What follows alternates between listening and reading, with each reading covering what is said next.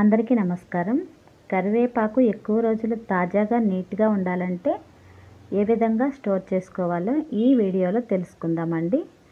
ముందుగా కరివేపాకు మార్కెట్ నుంచి తెచ్చిన వెంటనే అయితే శుభ్రం చేసుకొని నిల్వ చేసుకోవాలన్నమాట. కొంచెం సేపు ఉన్నా కూడా కరివేపాకు అయితే వడబడిపోతుంది.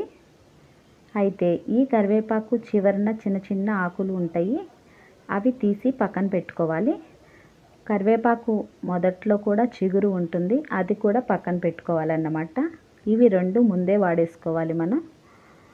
ఆ తర్వాత మధ్యలో ఉన్న రెమ్మల్ని ఈ విధంగా తీసి పక్కన పెట్టుకొని, ఇప్పుడు వీటిలో పురుగు ఉన్న అంటే పురుగు తిన్న ఆకైనా, బూజు ఉన్న, మచ్చలు ఉన్న అవన్నీ శుభ్రం చేసుకొని నీట్గా ఉన్న కరివేపాకుని ఈ విధంగా ఒక బాక్సులో అడుగున టిష్యూ పేపర్ వేసి కరివేపాకుని సర్దుకోవాలి.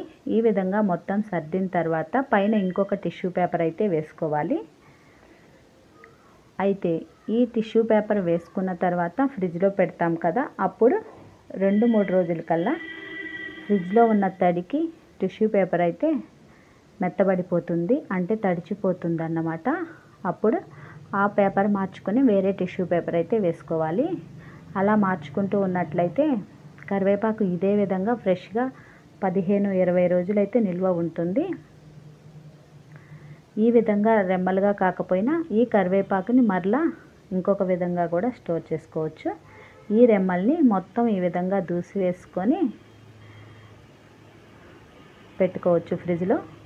ఎలా పెట్టుకున్నా కూడా పైన టిష్యూ పేపర్ వేయడం వల్ల కరివేపాకు 20 రోజుల వరకు తాజాగా ఉంటుందన్నమాట. మనకి ఎప్పుడు కూరల్లో కావాలన్నా తాజా కరివేపాకుని అయితే వాడుకోవచ్చు.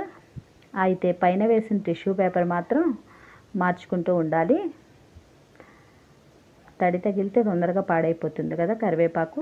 అందువల్ల ఆ పేపర్ తడిచిన వెంటనే మరొక టిష్యూ పేపర్ అయితే వేసుకున్నట్లయితే కరివేపాకు ఇదే విధంగా ఫ్రెష్గా 20 రోజుల వరకు ఉంటుంది. మనం కూరల్లో అయితే ఎప్పుడు కావాలంటే అప్పుడు ఫ్రెష్గా వాడుకోవచ్చు అన్నమాట. సర్వే జన సుఖినో భవంతు.